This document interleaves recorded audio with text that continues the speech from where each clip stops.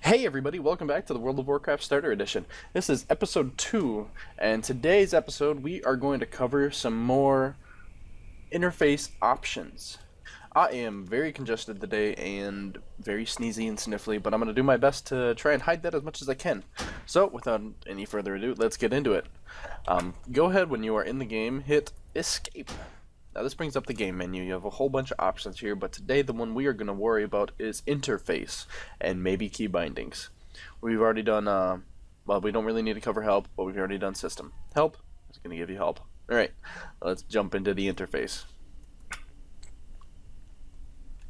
First thing you see when you jump into the interface is these exclamation marks. Now, what the heck do these exclamation marks mean?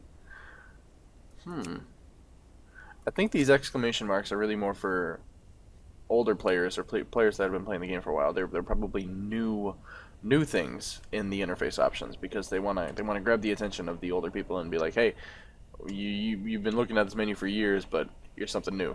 Okay, so we're gonna go through this whole menu really quick. Here we have controls, sticky targeting. Sticky targeting is like, can I move this aside? Oh, I can't. Okay, I'm gonna target this guy, and now I can't click off of them. I'm stuck there unless I hit escape. I can't really hit escape right now because I'm in the interface. So I don't like that. I'm gonna turn that off. Other people can find that useful, but I don't like that.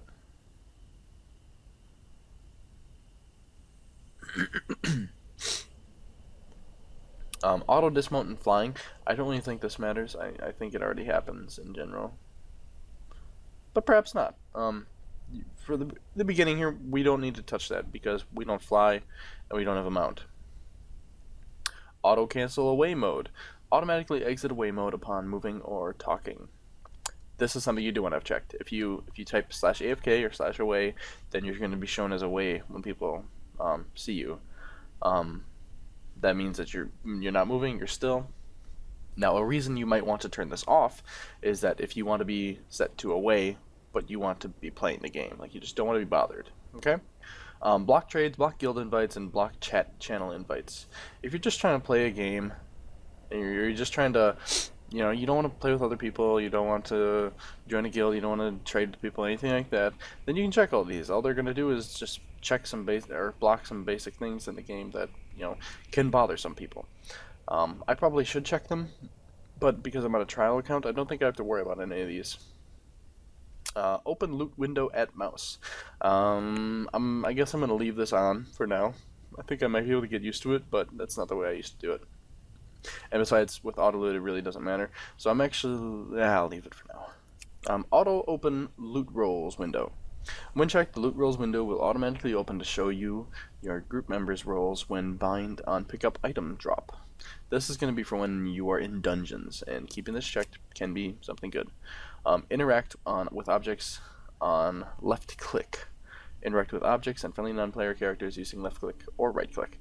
I prefer just right click. I mean, I've been playing this game for many years, and that is what I prefer. That's what it always was. They implemented this left click thing maybe a year or two ago. I don't like it.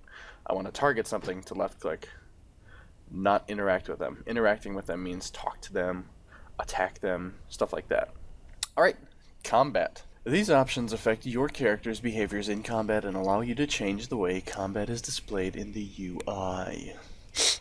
Alright, attack on assist. Automatically attack a target when you acquire it by using /assist. Yeah, I do like that. When we get into macros and making macros in the more advanced section of this series, doing that is going to be something you want. Like, if you have, you'll be able to set a tank in a macro. You'll be able to make macros are creating buttons. So I want to be able to create a button where I set the tank as my main assist, so that I'm always attacking what the tank is attacking. I'm never attacking someone else. Because in a 5-man or in a raid or dungeon, whatever, you want to be attacking what the tank is attacking. Because that way he's going to have aggro, you're not, and you're going to survive, and he's going to take all the damage. Stop auto attack. Stop auto attacking when you switch targets. This is something that I also prefer. Target of target. Toggles the display of your target of target. That means when I target, like this guy, another person would appear right here. Let's give that a shot. When I target myself, I think it won't take effect until after I click OK. So we'll try and show that after. But basically, another person will appear right here. Whoever this person is looking at is going to appear right there. Custom lag tolerance, we don't really need to worry about that unless you have a lot of lag. Then you may want to set this to appropriate latency. Cast action key bindings on key down. That means that when I'm starting to cast like steady shot, it's going to start casting when I click it. It'll start casting. What I actually want is, well, that's going to be for okay. So cast on key down. That means, boom, it's going to start. I don't have a target. Sometimes what you want is actually for that to be on key up, so that you can time something perfectly. Like, okay, I'm going to sit here and I'm going to hold 2 until I'm ready to attack. Okay, attack. And you lift up and it fires. Loss of control alerts. This is all stuff you want to keep. This is going to be primarily for PvP, but it can also be helpful in PvE. This is going to alert you when you have various loss of control. If you have a full loss of control, it's going to give you show full duration. If you have a silence, it's going to show you only the alert that you are silenced. Interrupt, disarm, root. It's just going to tell you, hey, you're interrupted, or hey, you're disarmed, or hey, you are rooted in place. Cast bars. These are very important. You want to have cast bars on targets and probably on nameplates too. Oh, well, yeah, probably on nameplates too. It can all be very helpful. If you're standing in a group of mobs and all around you, you see people starting to all cast at the same time, you can try to do a AOE, which is a area of effect that will silence everyone around you. Or you can just try and target them, one person casting a spell and interrupt them. Focus cast key, we're not going to worry about that right now, and we're not going to worry about, well, okay, self cast key. If you are a healing character, you might have buttons that, like, you might be targeting your main tank so that you can heal him, and you're just clicking your main heal, clicking it, okay, shoot, I need a heal. You just hold Alt, and then you click that button again, and you'll heal yourself instead of healing the tank. Remember, if at any point you guys have any questions about anything I'm covering or didn't cover or missed, whatever, feel free to leave a comment below, okay? Display. Here's just a bunch of, well, let's just read the tooltip here. These options affect whether certain UI and character elements are hidden or displayed. Cloak. Some people don't like seeing their cloak bagging around. It can look a little weird for a combat person, like a warrior or a soldier, to have a cloak behind them. So some people don't like showing their cloak. I like it for now. Some people like to see their face. Yeah, some people don't. I'm going to keep my helm up. Even though we probably won't get a helmet for a while. I'm not really sure when you get your first helmet. Show aggro percentages. This is something we want. Aggro is basically, you don't want to have the aggro. Having the aggro means that whatever you're attacking wants to hurt you.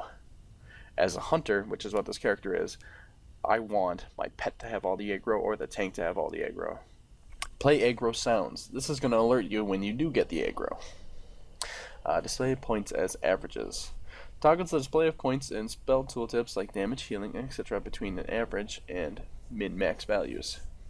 And I think I want to have, like right now this is telling me 66% weapon damage plus 10. And I think it'll tell me something like 66% weapon damage plus 10 to 20 or something like that, or whatever. And I actually think I'd rather see that. Well, yeah, I'd rather see that. Okay. Show free bag space. Down here at the bottom, I have 15 free bag slots. Cinematic subtitles. This can be useful. I think I'll turn that on.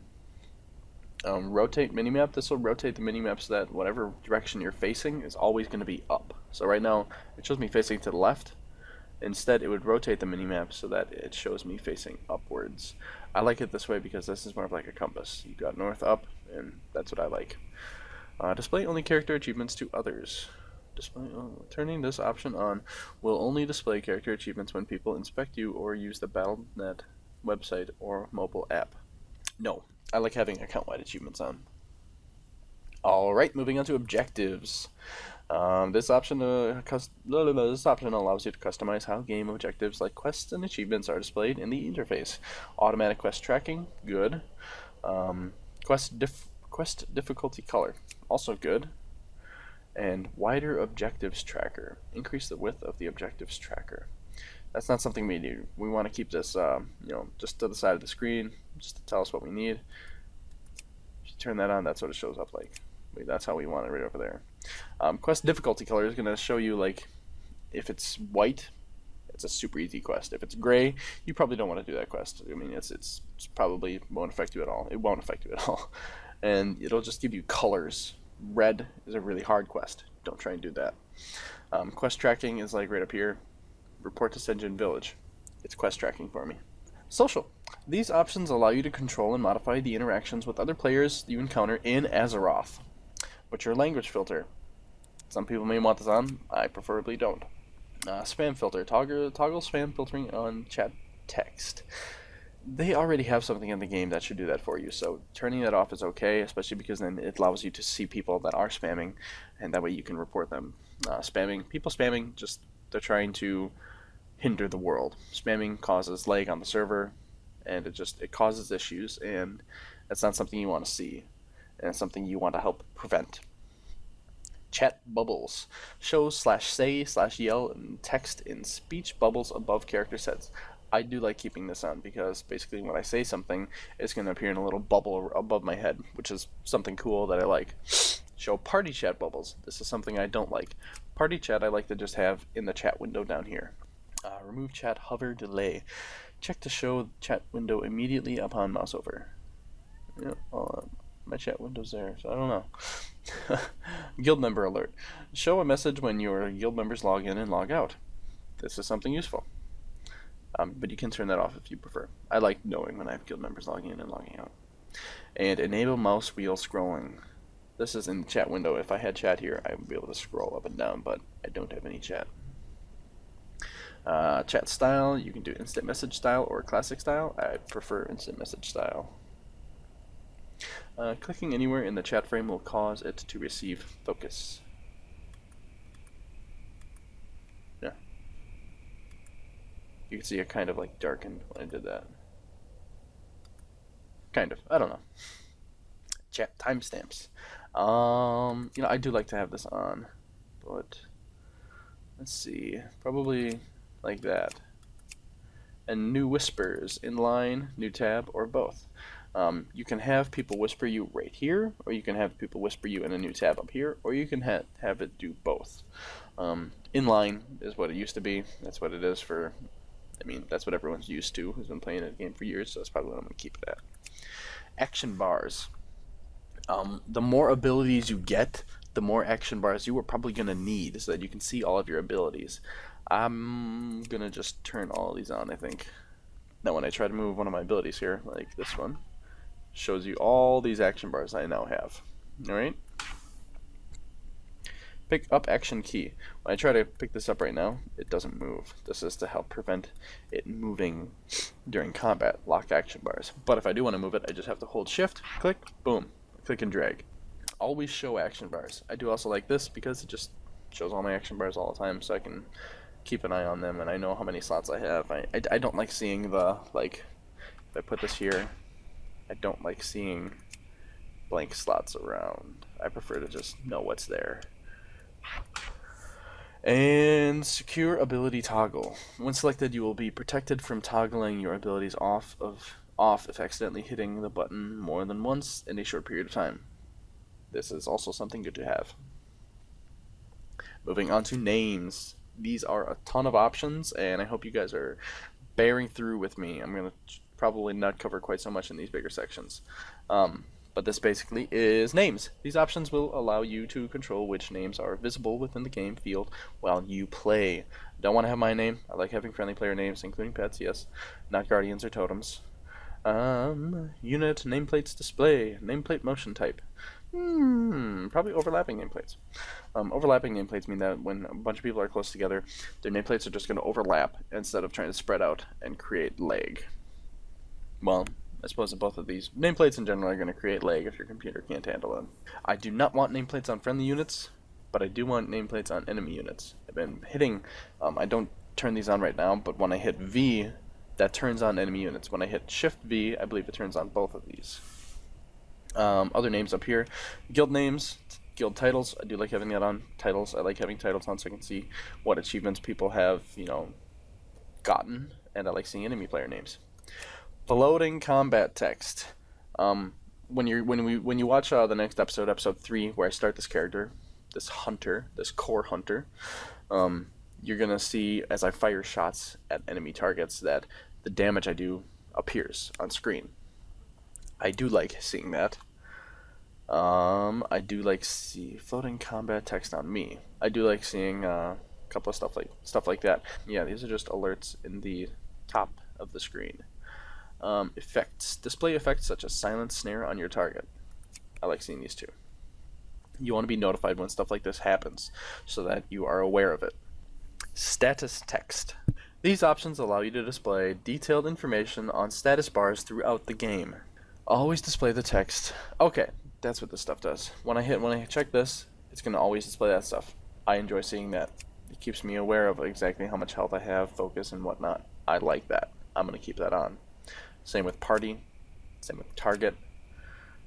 Same with experience bar. I like to know how far my experience is and actually how much experience I need. And same with alternate resource bars. I like knowing all this stuff. And then you can choose numeric value, percentage value, or both. I kind of prefer both, but that's a lot of info up there. We're probably going to go with just numeric value. Unit frames. This right here, up here, Core Hunter. This is a unit frame. That's my player unit frame and my pet unit frame. I like to keep all of this on. A larger focus frame, basically, I don't want to go into focus too much, but you can set a person as your focus, and that will appear somewhere else on the screen. And then party members' pets, and, well, actually, no, I don't want party member pets. I don't really, well, yeah, party member pets are okay. Okay. Raid profile. We are going to skip this for now. You don't really need to worry about this, except for that if you want to use raid style party frames, which is something I want to do, but I'm not going to go into that right now. I will go into that if and when we get into a dungeon group. Buffs and debuffs. These options allow you to control how buffs and debuffs are displayed. I don't want to consolidate buffs. Show only buffs you can cast on friendly targets. I actually kind of want to see all their buffs. Show only debuffs that you can dispel on friendly targets. I can't see. I can't dispel anything as a hunter, so I actually kind of like to keep all of this on. I want to see all the debuffs. I want to see all the buffs. Buffs and debuffs are just when I activate this Blood Fury ability. That is a buff now. Okay, I like seeing all my buffs, all my debuffs, all the enemy buffs, all the enemy debuffs, and all my friends' buffs and debuffs. And on enemy targets, I also prefer to see all their debuffs, not just the ones that pertain to me. Camera. Now here's something I do need to change. I do not want... Okay, well, let's start at the top. Follow terrain.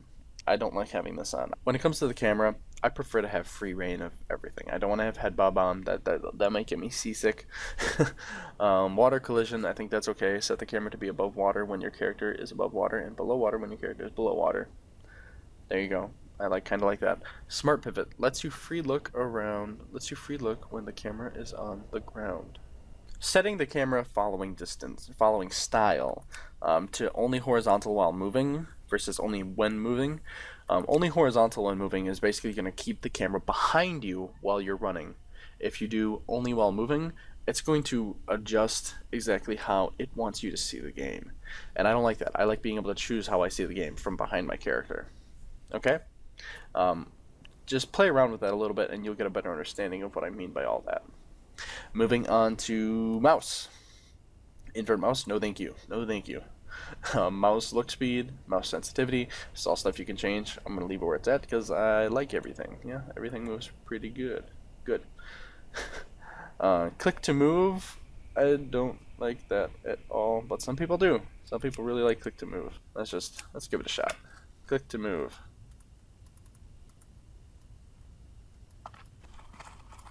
So if I right click right here, that's where I'm going to go. Right click over here, that's where I go. Over here, boom, boom, boom, boom, boom, boom, boom. Okay, done. I hate that. I really hate that. Some people like that. I like to have more control of where I'm moving when I'm moving.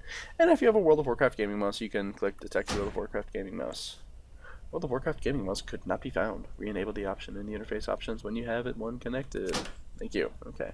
I'm not really sure what that'll do because I don't have a World of Warcraft gaming mouse and I'll probably never will. And finally, help. These are just some options that allow you to change the behavior of the help systems within the game. Tutorials can be super helpful, but I don't have them on because I don't need them on. I might start one of my class series with one of my couple of class episodes with the tutorials on just to show you guys what that's like. Probably not the hunter, because okay, here's one thing. One side note real quick. If you're watching these episodes in order, you notice that right now we are playing a level 600 named Core Hunter. And when you get to episode 3, you are going to notice that we start the character Core Hunter. So I recorded these out of order because I forgot about all these interface options, and I didn't realize until after I'd already started the episode with doing a hunter. Okay, so I'm not going to have tutorials displayed for the hunter tutorial, but possibly in the next class. Advanced or enhanced tooltips. I do like having that. Enhanced tooltips is going to give you the stuff like increase attack power by 13 last 15 seconds.